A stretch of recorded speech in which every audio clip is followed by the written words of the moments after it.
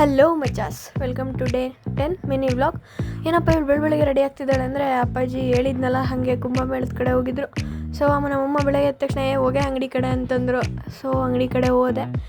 ಬಂದರು. So school ಟೈಮಲ್ಲ, ಮಕ್ಕಳು ಬಂದರು ಜೆರಾಕ್ಸಿಗೆ ಇದಕ್ಕೆ ಒಂದು ಜೆರಾಕ್ಸ್ ಮಾಡಿಸ್ಕೊಳಕ್ಕೆ ಇಡೀ ಗ್ಯಾಂಗೇ ಬಂದಿತ್ತು. ಸೊ ಇನ್ನೇನು 10 ಗಂಟೆ ಆಗಿತ್ತು, ಸ್ಕೂಲ್ ಸ್ಟಾರ್ಟ್ ಆಗಿತ್ತು, ಯಾರೂ ಬರಲಿಲ್ಲ. ಇದೇ ನಮ್ಮ ಅಂಗಡಿ.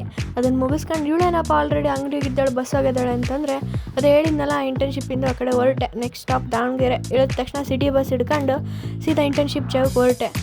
ಇಳುತ್ತಾ ಆಮೇಲೆ ಈ ಪಾಪದ ಮೈಂಡ್ ವಾಯ್ಸ್ ಹೆಂಗೆ ಗೊತ್ತಾ, ನಾನು ನೆಕ್ಸ್ಟು ಈ ಥರದ್ದು ಪ್ಯಾಂಟ್ ತಗೊಳ್ಳೋಣ, ಇದ್ರ ಕ್ವಾಲಿಟಿ ಹೆಂಗೈತೆ ಚೆಕ್ ಮಾಡೋಣ ಅಂತಂದು ಚೆಕ್ ಮಾಡ್ತಿದ್ದೆ. ಬಿಡಮ್ಮ, ಕ್ವಾಲಿಟಿ ಚೆಕ್ ಮಾಡಬೇಕು. ಬಂದ ತಕ್ಷಣ ನಾಯಿಗಳು ವೆಲ್ಕಮ್ ಮಾಡಿದ್ವು.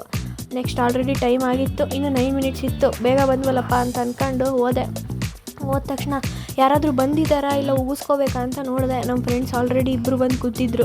ಅವಳು ಫೋನ್ ಉಜ್ಜಿತಿದ್ಲು, ಇವಳು ಮಂಗ ಕಪ್ಪಿ ಮಾಡಿದಾಗ ಮಂಗ ಮಾಡ್ಕೊಂಡು ಕುತ್ಕೊಂಡಿದ್ಲು. ಬಾ, ನಿಂದು ಒಂದೇ ಮಕ್ಕ ನೀನು ತೋರಿಸ್ಬೇಕಾ, ನಿಂದು ಮಕ್ಕ ನಾನು ತೋರಿಸ್ತೀನಿ ಅಂತಂದು ಇವಳು ಒಂದು ಸ್ವಲ್ಪ ಕಪಿ ಚೇಷ್ಟೆ ಮಾಡಿದ್ಲು.